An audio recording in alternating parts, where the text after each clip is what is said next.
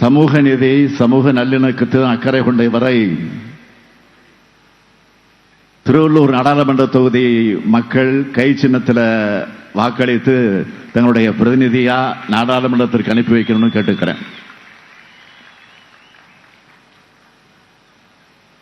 வடசென்னை தொகுதியை பொறுத்தவரை திராவிட முன்னேற்ற கழகம் தொடங்க ஆலோசனை நடைபெற்ற மண்ணடி,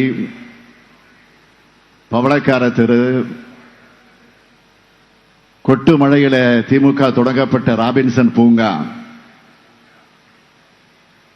இன்று கழகத்தோட இதயமாக இருக்கக்கூடிய அறிவாலயத்துக்கு முன் கழகத்துக்கு உயிர்த்துழைப்பா இயங்கின அறிவகம், அன்னை தமிழுக்காக இன்னுயிர் இந்த தியாக மறவர்களான நடராசன் தாளமுத்துவை போற்றும் நினைவிடம் அமைந்துள்ள மூலக்கொத்தலம் என திராவிட முன்னேற்ற கழகத்திற்கும் வடசென்னைக்குமான உறவு தாய்க்கும் சேய்க்குமான உறவு. இன்னும் சொல்லணும்னா, பெருமையோடு பூரிப்போடு சொல்லணும்னா, நான் முதலமைச்சராக உருவாகுவதற்கு என்னை தேர்ந்தெடுத்த கொளத்தூரை உள்ளடக்கிய நாடாளுமன்ற தொகுதி. அப்படிப்பட்ட வடசென்னை நாடாளுமன்ற தொகுதிக்கு வேட்பாளராக போட்டியிடுகிற டாக்டர் கலாநிதி வீராசாமி அவர்கள் தலைவர் கலைஞருடைய நிழலாக இருந்த ஆற்காட்டானுடைய அருமை மகன், மக்கள் பிணியை போக்கும் புகழ்பெற்ற மருத்துவரான இவர் சமூக பிணியை போக்க நாடாளுமன்றத்தில் குரல் எழுப்ப ஏற்கனவே எழுப்பிக் கொண்டிருந்தாலும் தொடர்ந்து எழுப்புவதற்காக வேட்பாளராக நிற்கிறார். அவருடைய குரல் தொடர்ந்து உங்கள் ஆதரவோட நாடாளுமன்றத்தில் ஒலிக்கணும். அதற்கு வடசென்னை மக்கள் உதயசூரியன் சின்னத்தில் கலாநிதி வீராசாமி அவர்களுக்கு வாக்களித்து வெற்றி பெற வைக்கணும். இந்த 2 வேட்பாளர்களையும் நாடாளுமன்றம் அனுப்ப தயாராகிட்டீங்களா?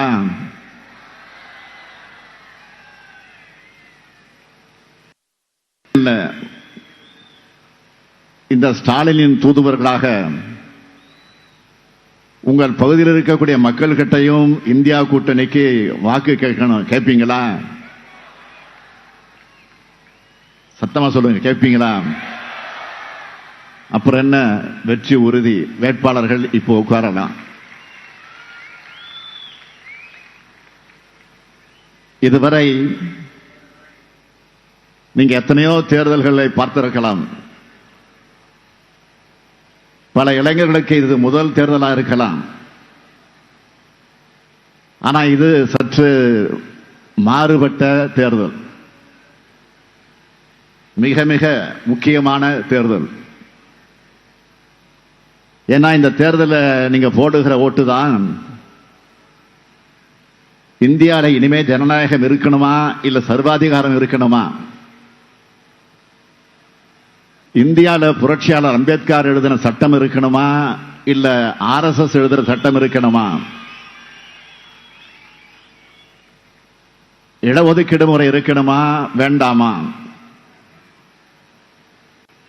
எல்லா மதத்தை சேர்ந்தவங்களும் ஒற்றுமையா சேர்ந்து வாழணுமா வேண்டாமா, இதையெல்லாம் முடிவு பண்ண போற தேர்தல் இந்த நாடாளுமன்ற தேர்தல். உங்க ஓட்டு தான் அந்த முடிவை தீர்மானிக்க போகுது. தமிழ்நாட்டை பொறுத்தவரை நாம வேண்டாம் மோடின்னு சொல்றோம்னா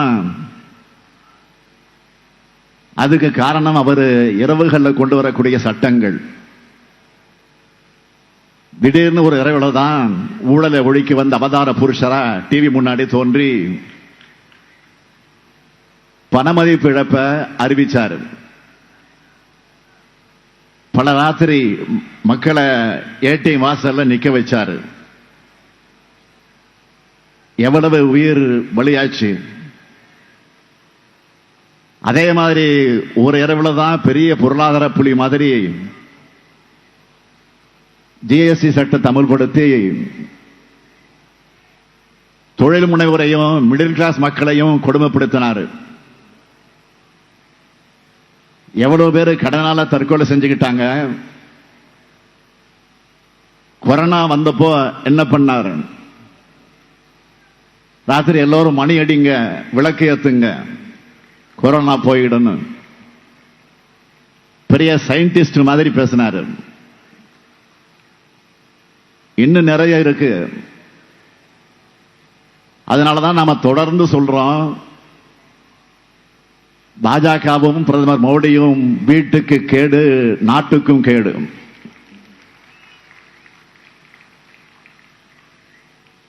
பிரதமர் மோடி இரவுகள் அறிவிச்ச அறிவிப்புகள் எல்லாம் மாற்றி இந்தியாவில் விடியலை ஏற்படுத்தத்தான் இந்தியா கூட்டணியை அமைச்சிருக்கிறோம். அதனாலதான் எனது அன்பு சகோதரர் ராகுல் காந்தி அவர்கள் கோவை வந்தப்போ நான் சொன்னேன், ராகுல் அவர்களை வருக, புதிய இந்தியாவுக்கு விடியல் தருகன்னு சொன்னேன். மக்களை சந்திச்சு மக்களோட மக்களா இருந்து அவங்க பிரச்சனைகளை முழுசா தெரிஞ்சுக்கிட்டு திமுகவும் காங்கிரஸ் கட்சியும் தேர்தல் அறிக்கைகளை வெளியிட்டு இருக்கிறோம். தெற்கிலிருந்து நம்ம குரல் காங்கிரஸ் தேர்தல் அறிக்கையில வாக்குறுதிகளாக எதிரொலிச்சிருக்கு. அதுல முக்கியமான சிலதை மட்டும் சொல்றேன். ஏழை பெண்களுக்கு ஆண்டுக்கு 1 லட்சம் ரூபாய், நீட் தேர்வு ரத்து, ஒன்றிய அரசு பணிகளில் பெண்களுக்கு 50% இடஒதுக்கீடு, நாடு முழுவதும் சாதிவாரி கணக்கெடுப்பு, ஒன்றியத்தில் இடஒதுக்கீடு உச்சவரம்ப 50% உயர்த்த சட்ட திருத்தம், எஸ்சி எஸ்டி ஓபிசி பிரிவினருக்கான காலி பணியிடங்கள் ஓராண்டுக்கு நிரப்ப நடவடிக்கை, எஸ்சி எஸ்டி ஓபிசி மாணவர்களுக்கான கல்வி உதவி தொகை 2 மடங்காக உயர்வு, பாஜகவோட ஜிஎஸ்டி சட்டம் ரத்து செய்யப்பட்டு புதிய சட்டம், விவசாயிகளுக்கு குறைந்தபட்ச ஆதரவு விலை. இதோடு நம்முடைய தேர்தல் அறிக்கையில் சில முக்கிய அறிவிப்புகளையும் தலைப்புச் செய்தியா சொல்றேன். சென்னையில் 3வது ரயில் முனையம், கோயம்பேடு முதல் அம்பத்தூர் தொழிற்பேட்டை வர விரைவில் மெட்ரோ ரயில், விம்கோ நகரில் இருந்து எண்ணூர் வர மெட்ரோ ரயில் நீட்டிப்பு, வடக்கிலிருந்து வரும் ரயில்கள் விம்கோ நகரில் நின்று செல்ல நடவடிக்கை, வில்லிவாக்கம் ரயில் நிலையத்திலிருந்து தெற்கு பக்கமாக செல்ல சுரங்க நடைபாதை, மணலியில் இஎஸ்சி மருத்துவமனை, செங்குன்றத்தை ஒட்டி தேசிய நெடுஞ்சாலையை கடக்க உயர்மட்ட மேம்பாலங்கள், பழவேற்காடு முதல் கடப்பாக்கம் இடைய மேம்பாலம் அமைத்து புதிய சாலை. இது மட்டுமல்ல, பெட்ரோல் டீசல் கேஸ் விலையை குறைக்கப்படும், மாணவர்களின் கல்வி கடன் முழுமையாக தள்ளுபடி செய்யப்படும், சிறுபான்மையினர் விரோத சட்டங்கள் ரத்து, விவசாய கடன்கள் ரத்து, தேசிய நெடுஞ்சாலைகள் இருக்கக்கூடிய டோல்கேட்டுகளை முற்றிலுமாக அகற்றப்படும், 100 நாள் வேலை திட்டத்தின் வேலை நாட்கள் 150 நாட்களாக உயர்வு, நாளொன்றுக்கு 400 ரூபாய் ஊதியம், வங்கிகளில் மினிமம் பேலன்ஸ் இல்லாத போது விதிக்கப்படக்கூடிய அபராதம் நீக்கப்படும், முதியோர் மாற்றுத்திறனாளிகள் மாணவர்களுக்கு ரயிலில் மீண்டும் கட்டண சலுகை, நாடாளுமன்ற உறுப்பினர் அடங்கிய குழுவின் பரிந்துரை அடிப்படையில் பேரிடர் நிவாரண நிதி ஒதுக்கீடு, மீனவ மக்கள் நிறைந்த பகுதி இது, அவர்களுக்காக அறிவிக்கப்பட்டிருப்பது உலர்மீன் முற்றங்கள் கட்டுதல் போன்ற மீனவர்களுக்கு தேவையான தொழில் கட்டமைப்பு பணிகள் 100 நாள் வேலை திட்டத்தின் கீழ் கொண்டு வரப்படும். பாரம்பரிய மீனவ சமுதாய மக்கள் பழங்குடியினர் பட்டியலில் சேர்க்க நடவடிக்கை. தேசிய மீனவ நல ஆணையம் அமைக்கப்படும். மீன்பிடி தடை காலங்களில் மாற்று பொருளாதார வேலை வாய்ப்புகள் உருவாக்க மீன்கள் பதப்படுத்துதல், மீன் வளர்ப்பு, சந்தைப்படுத்துதல் உள்ளிட்ட பயிற்சிகள். இன்னும் சொல்லிக்கிட்டே போகலாம். இப்படி திமுக காங்கிரஸ் வெளியிட்டிருக்கக்கூடிய தேர்தல் அறிக்கையில் இந்த தேர்தலோட ஹீரோனா பாஜக வெளியிட்டிருக்கக்கூடிய தேர்தல் அறிக்கை இந்த நாட்டுக்கும் நாட்டு மக்களுக்கும் அது வில்லன். பாஜகவோட தேர்தல் அறிக்கை வில்லன்னு ஏன் சொல்றேன்னா, மத அடிப்படையில் இந்த நாட்டு மக்களை பிளவுபடுத்த பொது சிவில் சட்டம் கொண்டு வரப்படும் அறிவிச்சிருக்கிறாங்க. நாட்டுக்கு வரப்போற மிகப்பெரிய ஆபத்துக்கான ட்ரெய்லர் தான் இந்த சிவில் சட்டம், பொது சிவில் சட்டம். மக்களை பிளவுபடுத்துறது மட்டுமல்ல,